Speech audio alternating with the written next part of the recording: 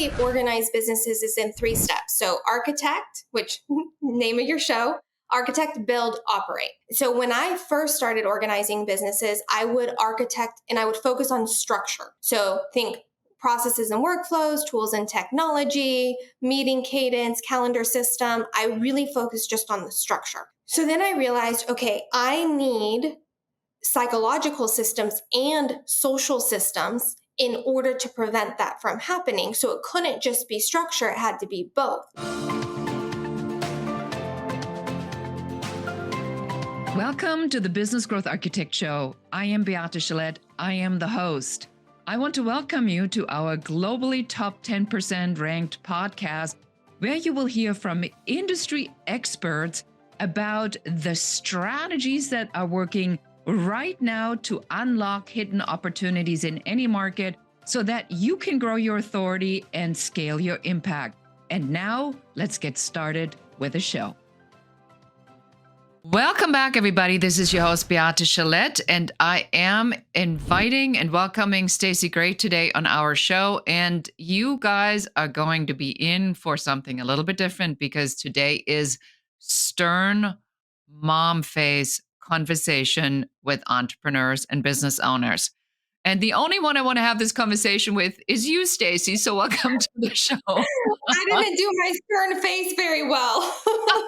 I'm so happy to be here, but I can be stern too. Very good. So tell us a little bit who you are and what you do. So my name's Staci Gray. I have a company called Organize to Scale. And what I do is I help people implement systems so they can really generate the type of freedom that they want in their business. And most entrepreneurs set out to build businesses to create some type of freedom, but end up trapped in the very thing that was designed to create their freedom.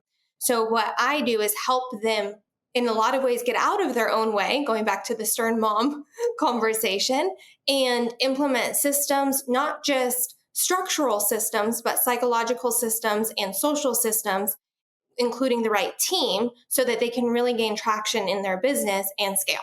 So the number one thing that I hear, that you hear, that I think everybody who does what we do, strategies and systems is just the least sexy part about the business. What are you seeing is in the entrepreneur and the business owner world, the big issue between freedom and creating really a chain themselves to the business? What is it that they're not seeing? I think in a lot of ways, visionary entrepreneurs or founding entrepreneurs don't see how who they are and how they're being impacts the business's ability to have structure and daily discipline and operational excellence. And it's sometimes a self-sabotaging process. And then they have a revolving door of people because they put different people in place and they just don't think they have the right person. But it's often a character development that we have to look in the mirror as visionary leaders and say, this is actually not working. I'm doing something that is having a ripple effect inside of my organization that is hurting my ability to serve my customers on the level I want to serve them. It's hurting the consistency, which is so critical in day-to-day operations, and it's hurting the team and tribe and community and culture that I'm trying to build that is really... If you're building and scaling a business, you want the journey to be enjoyable, not just the destination. Because in building and scaling a business, there's always bigger, better, more. We can keep chasing and chasing and chasing and pushing. And if we don't figure out a way to enjoy the journey and take people along that we really enjoy being around, then it's never going to be fulfilling. And we won't really gain that internal freedom, but even that external freedom in terms of time, money, geographic freedom. What you said is, I think, the biggest blind spot for entrepreneurs. What is it that drives them to needing to be, can I just say this out loud? The business narcissist. They say, look at me, look at me, that this was my idea. I created this. Are there any awards for that? So I do think a lot of high D visionary entrepreneurs can be narcissistic.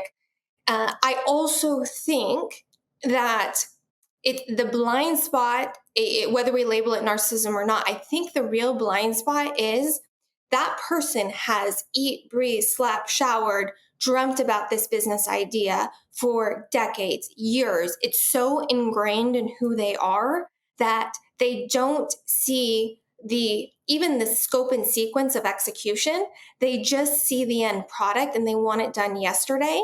And their drive hard, which is a powerful trait of an entrepreneur, is the ability to push through obstacles and keep moving forward. And that is a strength.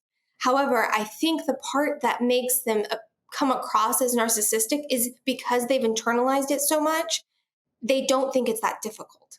It should just be simple. You could just do X, Y, and Z. It should be done. Why don't you just do that? And they don't understand that, one, the vision needs to be translated and articulated in a way that the people around you can support you, because you're never going to organize and scale a business by yourself, period. It's going to take, whether it's a team, whether it's customers, it takes people around you. So you have to be able to rally community and tribe and not have significant turnover, because if you have significant turnover, whether it's customers, team members, systems, you're continually falling back instead of really getting that solid foundation that you need. So I don't think they necessarily intend to come across as narcissistic. I think they just struggle with slowing down enough, even their own nervous system and their own thinking, slowing down enough to look and say, okay, for me to accomplish this, what, not just the outcome that I want, but what do I want it to feel like in the process? And we're so outcome focused that sometimes we neglect the journey. So you work with a lot of businesses that are desiring to scale their business, but then they don't actually want to do the work that it takes to scale. So if we now have this stern mom conversation, and this is like you've come to this inflection point, this is what you need to know. If somebody says, I want to scale, what actually do they need to know? What is the consequence of that statement? So I often tell people, because I've had this conversation, is in order for you to scale, you have to scale yourself. And it's not about personal development, it's about character development. And that's going to be the hardest journey you're going to go on as a founding entrepreneur. Is who you are today is not the person that is going to allow you to scale. You are going to have to change, and it's not changing your external. To your point, it's not different strategy, it's not different systems. It's changing who you are and your psychology and your mindset and your perspective. And so much so that it impacts your habits, your communication style, and how you're able to show up in meetings, in all of the strategy systems, all of those things, but you have to change. And unless you're willing to look in the mirror and call out all of the things that you're hiding or running from by blaming, then you're not going to be able to scale. Let's talk about how this shows up in like an example, what that would look like. Sure. I think we've all had the visionary entrepreneur that's like, okay, I have this idea and I'm going to do a webinar, and I'm going to do this social media blitz, this webinar. I'm going to get all of these leads in, and I want to launch it in 30 days. And then the team starts going in that direction. And then 15 days in, the visionary comes back and says, oh, I got a new idea.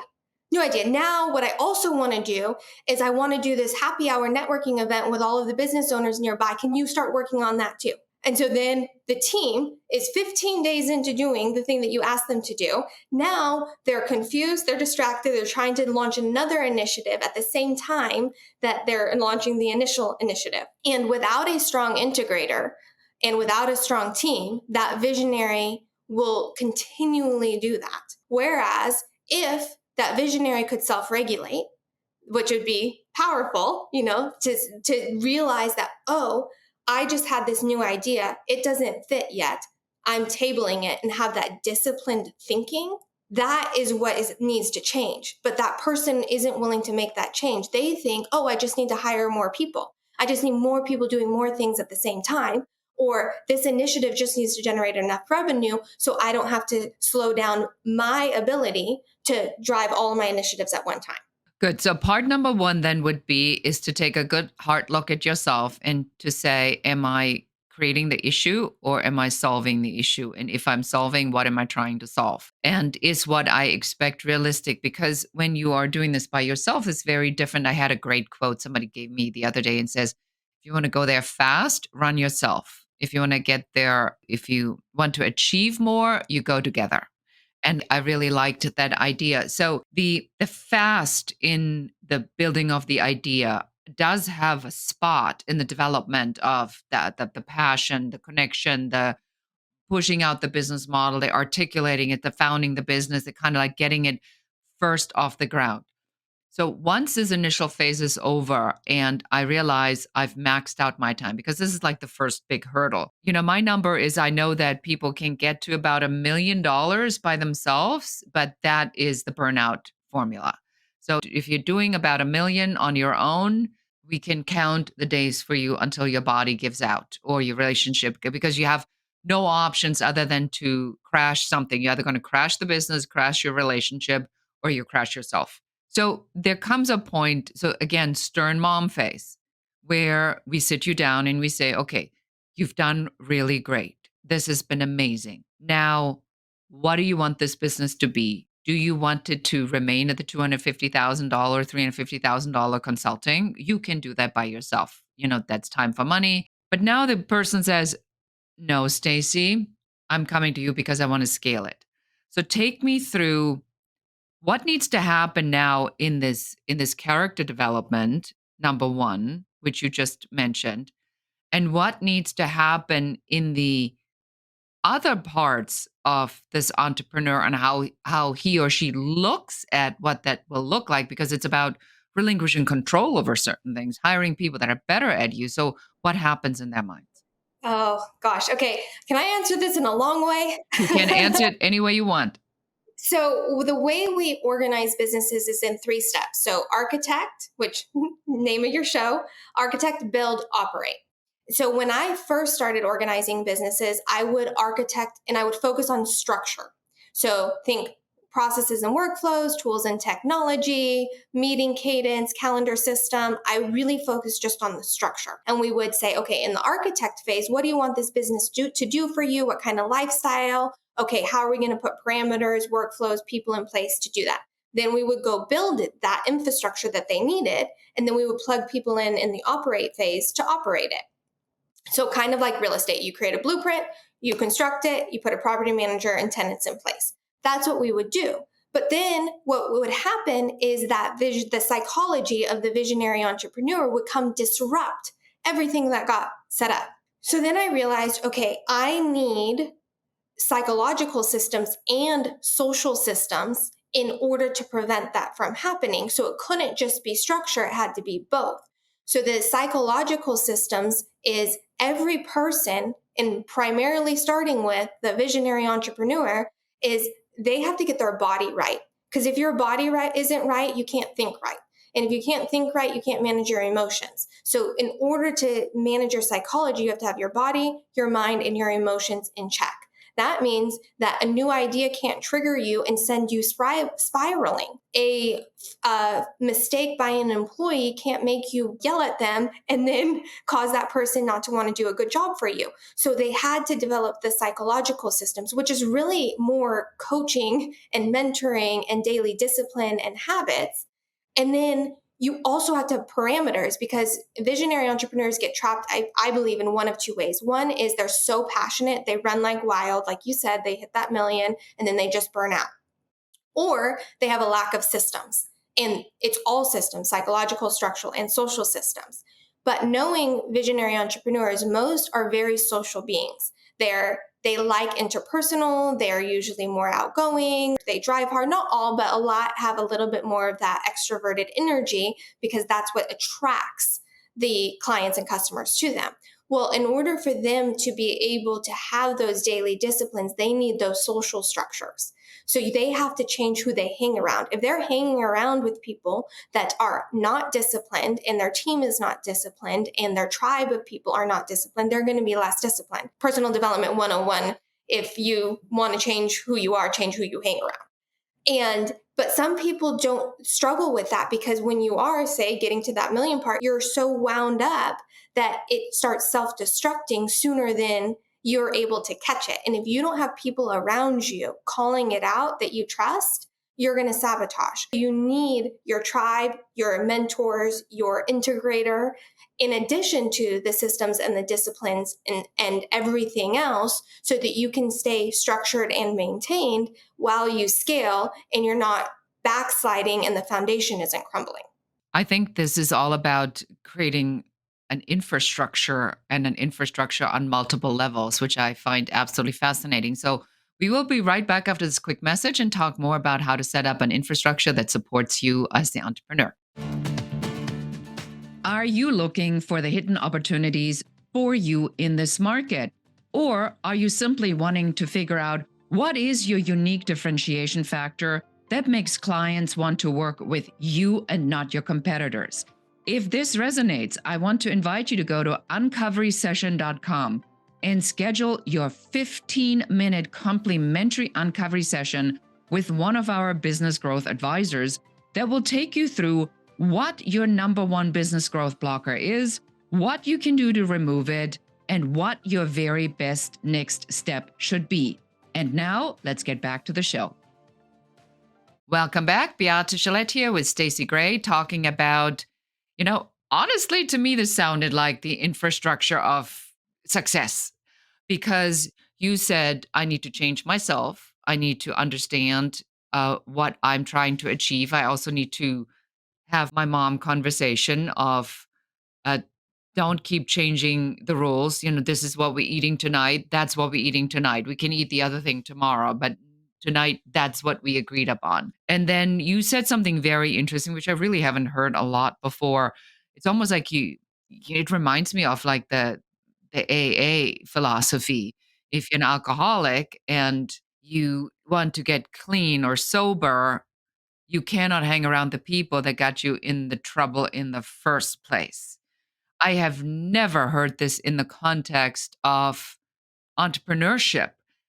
Can you tell me a little bit more about that, or give me like a case scenario or something where you came up with that? Because it's a very, very unique concept. It's like if you around a bunch of ADHD people that do nothing other than brainstorm and throw ideas around all day long, then are you training your brain to be that too? How do I get out of this addiction, this idea addiction? Oh, I love that. Yes. I didn't even call it an idea addiction or even parallel it to AA, but I can totally see that overlap. An example specifically. So I think oftentimes, take the hiring process. We hire based on, I like a visionary entrepreneur who's energetic, outgoing, likes people. They're going to hire people that relate to them on that level and it feels good. So now you have a whole team of people who actually are wired very similar to the way you're wired. Now your infrastructure and your team and your organization is that same dynamic, that same energy, and they will ideate with you. So your idea addiction, you're feeding with who you're hiring because you have people that will ideate with you. Whereas, so if you are a visionary idea person and you hire somebody that, say, is much more analytical, much more slow to make decisions, much more quiet and introverted in their way they process, it's going to ruffle your feathers. It's going to rub you the wrong way, but it's going to be the best thing for you because it's going to balance out or harmonize the strength of you. But that will only work if you trust that person. You trust that they understand your vision, they have your back, they want what you want, and they're going to protect you from yourself. And we need those people in our lives because if we don't have that counterbalance to our maverick energy, then we will just be all maverick and we won't really have an organization that has discipline and structure and traction and scalability. We'll have something that is going to snowball and then implode. Yes, the awareness though of that. So, I'm thinking this through here out loud because I am rewarded financially and with my clients who tell me how great I am. And I'm in whatever the entrepreneur organization in YPO improvisers and in whatever a networking or other organization I might be. And everybody tells me how great I am. I am now living in the belief that I am great. And that's one of the signs of entrepreneurship because I mean, it's the 101 on mindset. If you don't believe it, there's nobody else that's convincing you of the other thing.